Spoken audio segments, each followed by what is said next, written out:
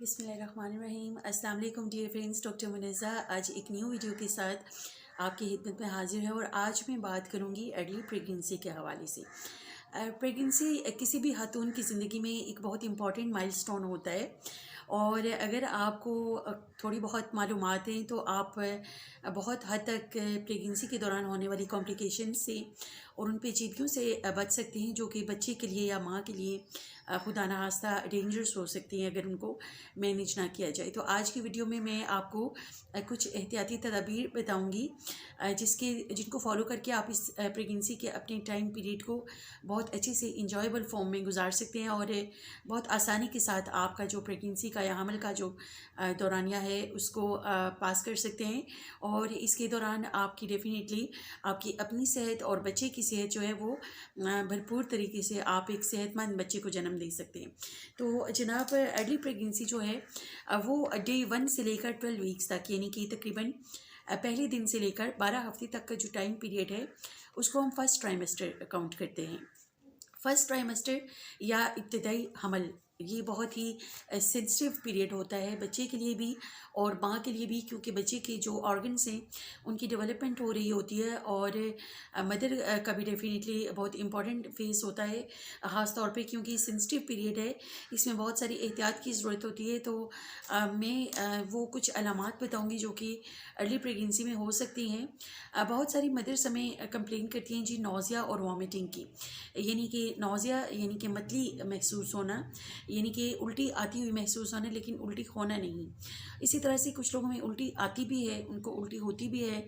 तो नौज़िया और वॉमिटिंग एक बहुत कॉमन सिम्टम है प्रेगनेंसी के दौरान और इसमें परेशान होने की बिल्कुल भी ज़रूरत नहीं होती है, बल्कि आप इसको बहुत आसानी से अपने तौर पर घर में ही हैंडल कर सकते हैं।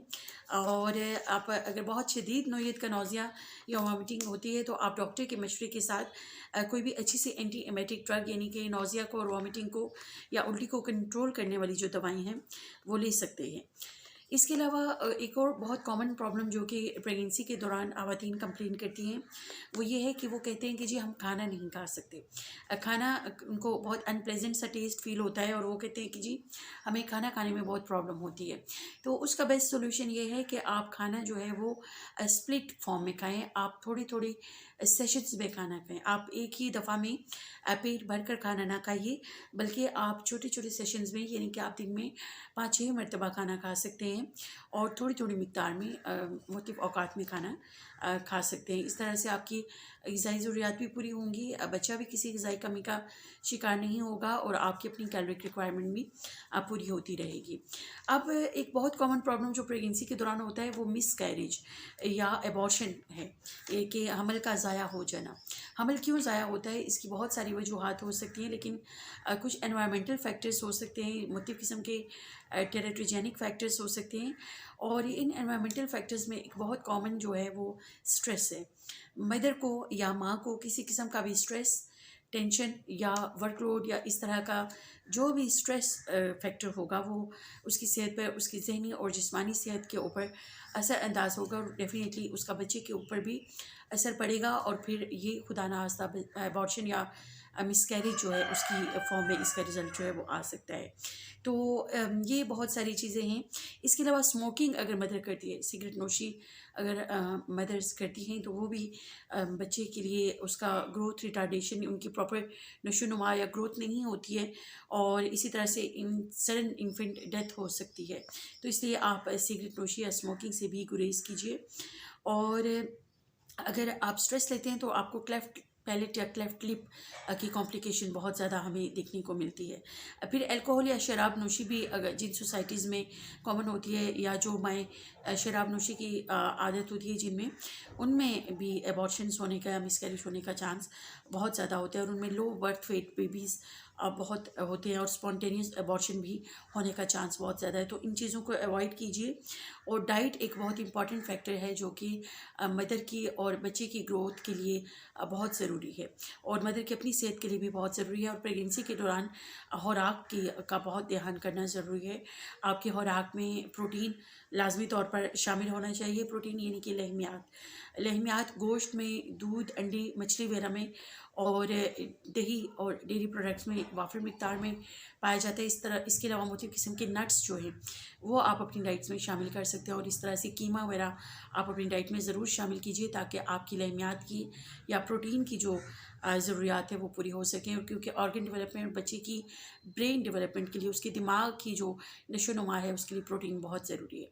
फिर इसी तरह से मुख्तलिफ किस्म की सब्ज़ियाँ और फल आप अपनी ग़िज़ा में ज़रूर शामिल कीजिए ताकि बच्चे की जो नशोनुमा है वो हो सके। कैल्शियम और विटामिन डी शामिल होना भी बहुत ज़रूरी है, जो कि जिसका एक अंडे की जर्दी है और दही दूध वगैरह है, और आप सनलाइट से भी विटामिन डी की बहुत अच्छी मिकदार ले सकते हैं। तो ये बच्चे की हड्डियों और जोड़ों वगैरह की और उसके स्केलेटल डेवलपमेंट के लिए बहुत ज़रूरी है। तो इन चीज़ों का मदर्स को नॉलेज होना चाहिए, जो कि ख़ासतौर पे अर्ली प्रेगनेंसी में या फर्स्ट ट्राइमेस्टर में बहुत ज़रूरी है वो ये चीज़ें ले रही हूँ। और मुख्तलिफ किस्म के विटामिन मिनरल्स भी आपको सब्जियों से मिल रहे होते हैं। तो सब्जियाँ और फल अपनी डाइट में ज़रूर शामिल कीजिए, और पानी बहुत ज़्यादा वाफिर मिकदार में इस्तेमाल कीजिए, क्योंकि पानी और आपका प्रॉपर जो रिहाइड्रेशन है वो बहुत ज़रूरी है प्रेगनेंसी के दौरान। अक्सर मदर ये भी कंप्लेन करती है कि जी हमें सूजन हो जाती है, यानी कि उनके हाथों पैरों में सूजन या स्वेलिंग हो जाना। तो ये प्रेगनेंसी में एक कॉमन चीज़ है, इसमें परेशान होने की ज़रूरत नहीं होती। उसके लिए ज़रूरी है कि आप ज़्यादातर बैठे वाले पोस्चर में ना रहें, आप टांगे लटका के ना बैठें, बल्कि आप लाइंग पोजीशन में, यानी कि आप उनको अपनी लेग्स को फ्लैट पोस्चर में रखें। और ये स्वेलिंग जो है ये प्रेगनेंसी हो जाने के बाद, डिलीवरी हो जाने के बाद जब बेबी डिलीवर हो जाता है तो ये स्वेलिंग जो है, ये सूजन बहुत ज़्यादा हद तक कम हो जाती है, और बहुत सारे जो मसाइल होते हैं स्वेलिंग से रिलेटेड वो हल हो जाते हैं।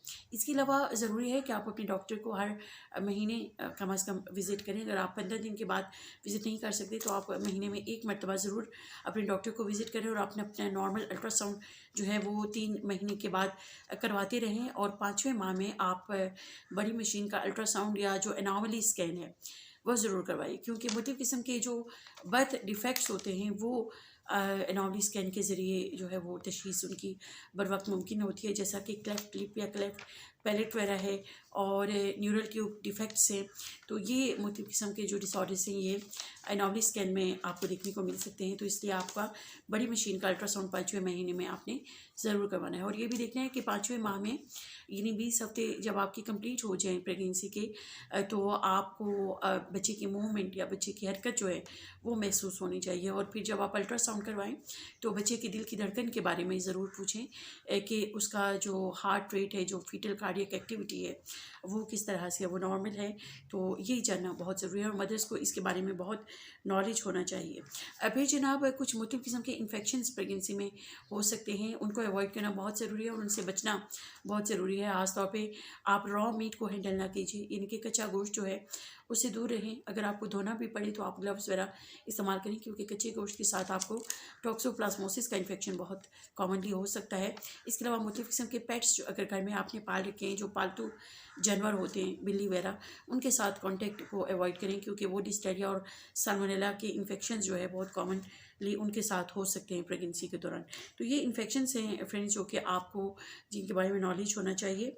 इसी तरह से कुछ डाइट्स जो है वो आपने अवॉइड करनी है ड्यूरिंग प्रेगनेंसी, जैसे कि फ़ीन है, चाय, कॉफ़ी, चॉकलेट वगैरह, ये आपने अवॉइड करना है। इसके अलावा पपीता हो गया या पाइनएप्पल, ये प्रीमेच्योर यूट्राइन कॉन्ट्रैक्शंस करते हैं, और आपकी यूट्रस में इसका डेफिनेटली कॉन्ट्रैक्टाइल इफेक्ट होता है, और ये बहुत ज़्यादा अर्ली प्रीमेच्योर डिलीवरी या प्रीमेच्योर अबॉर्शन में बहुत कॉमन होता है। तो ये चीज़ें आपने थोड़ी सी अवॉइड करनी है अपनी डाइट में। जनाब आप हेल्दी डाइट रखेंगे तो आप बहुत हद तक प्रेगनेंसी को नॉर्मल तरीके से लेकर चल सकेंगे, और फिर आपकी डेफिनेटली आप एक हेल्दी और सेहतमंद बच्चे को जन्म देंगे। तो दोस्तों प्रेगनेंसी डेफिनेटली